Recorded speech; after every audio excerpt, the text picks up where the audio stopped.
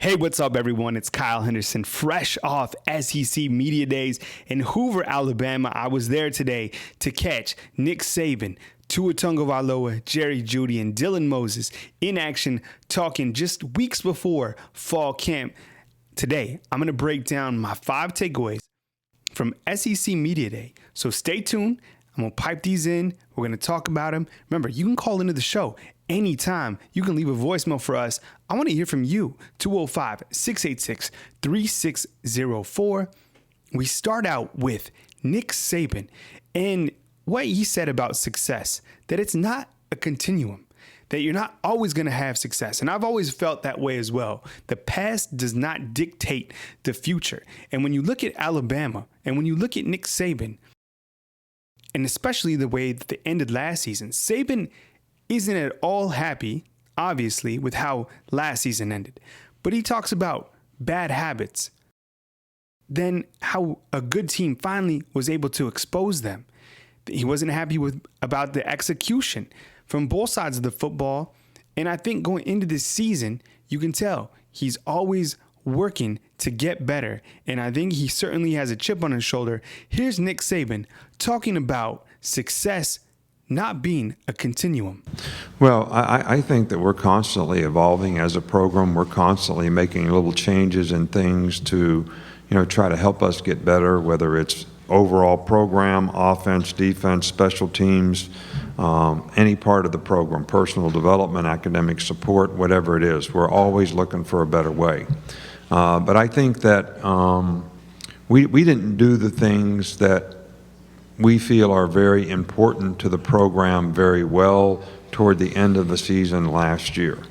Now, I don't think we played with the kind of discipline that we want to play with as an organization and as a team. I don't think we didn't have a culture of accountability, with our team at the end of the season. I think putting the team first is always really, really important, and these are the kind of things that I think we need to improve on if we're going to be able to improve as a team and continue to develop and have success. And I think, you have to be able to live with success. You have to understand that success is not a continuum, it's momentary. And if you don't continue to do the same things that you've always done, you're not going to be successful. And I think sometimes players get complacent, take for granted that just because we played well in the past, we're going to continue to play well in the future.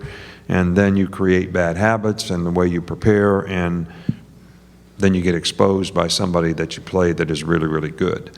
So I don't think it was what we were doing so much as how were we doing it? How did we execute? What did we do? That's something that we need to improve on, but we're also constantly trying to evolve as an organization.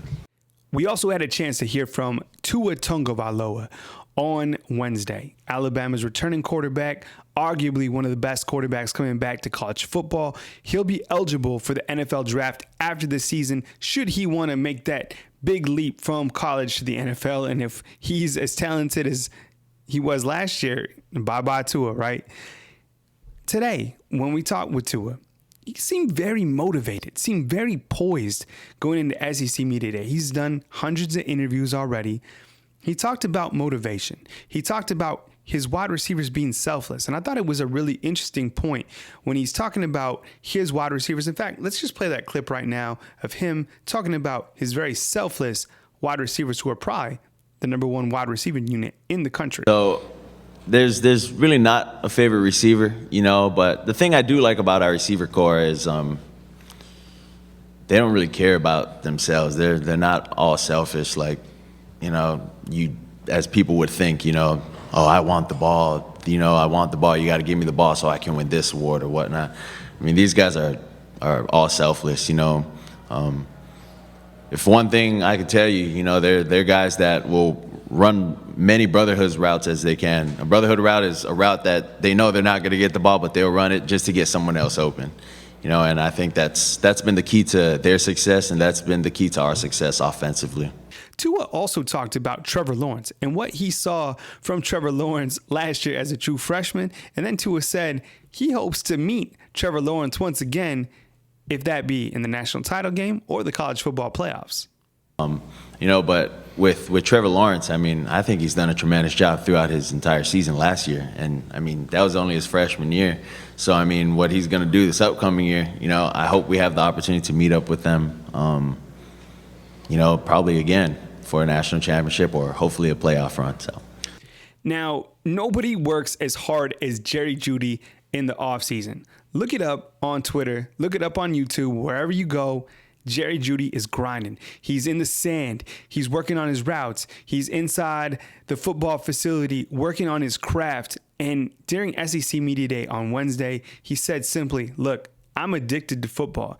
And that certainly speaks volumes about Jerry Jeudy, because when you talk about a wide receiver as gifted, as talented as Jerry Jeudy, it's really incredible to see that he wants to work on his fundamentals. And I think if you're a young athlete out there, if you're a wide receiver, if you're even in college football or even at the next level, you always want to be honing in and fine-tuning your craft. Here's Jerry Jeudy talking about being addicted to football.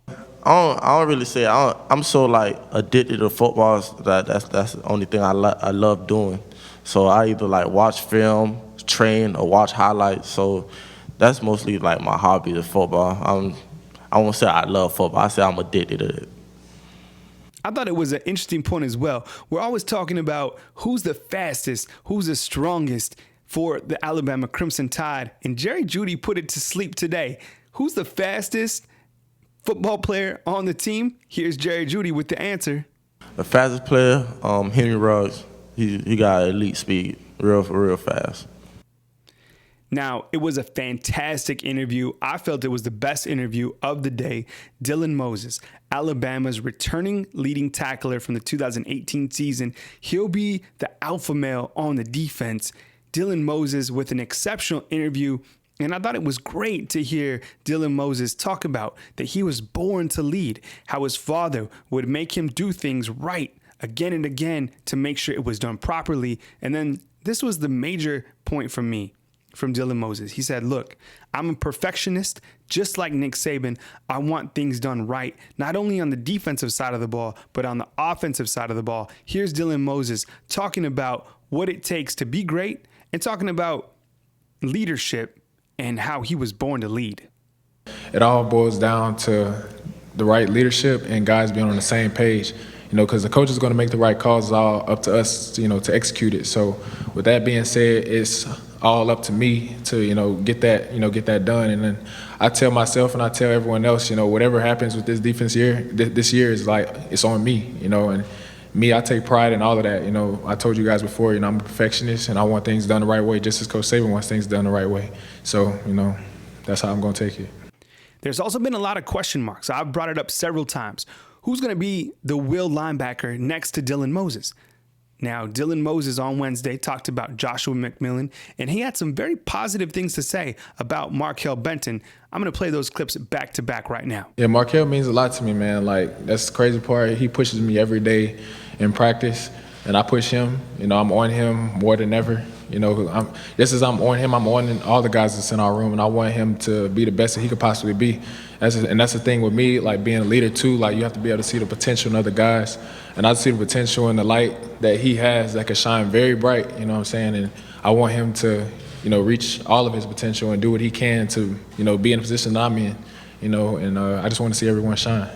As far as Josh, like I said, me and him, he's taught me a lot even when I was a freshman. When I was a freshman, he was an older guy, and I had to be tucked under his wing, Rashawn Evans' wing, Sean Dion, so it was a lot of guys, but him and specifically, he just, taught me a lot of things, and now being able to play side by side with him, I'm comfortable having him and being able to depend on him as well. So, now, my final takeaway, is Saban healthy? Is he healthy going into the 2019 season, coming off a hip replacement? Here's Nick Saban at the beginning to silence those critics that might say that Nick Saban isn't healthy, isn't turning the page. Here's Nick Saban on his health status going into this season.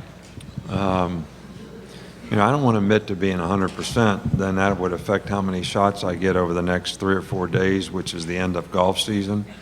I actually have to produce a doctor's excuse not to hit out of a sand trap, the guys that I play against, and I've really been trying to make a good game on the first tee, so I don't want to say that I'm really 100%, but I really am. Hey, if you like our content, be sure and subscribe right here on YouTube. And as I always say at the end of our show, be good people out there, be good to each other, and please spread the word about our Alabama Crimson Tide football channel right here on YouTube. You can catch all the coverage back at BamaInsider.com. If you're a college student out there and you're interested in the college promo, email me at kyle@BamaInsider.com. And if you want to go and subscribe to the website and get a taste of what's behind the premium paywall, the promo code at checkout for a free 30 days is simply Roll Tide. I'm coming to you from Tuscaloosa, Alabama. You can catch all the coverage back on BamaInsider.com. Until next time, my friends, talk soon.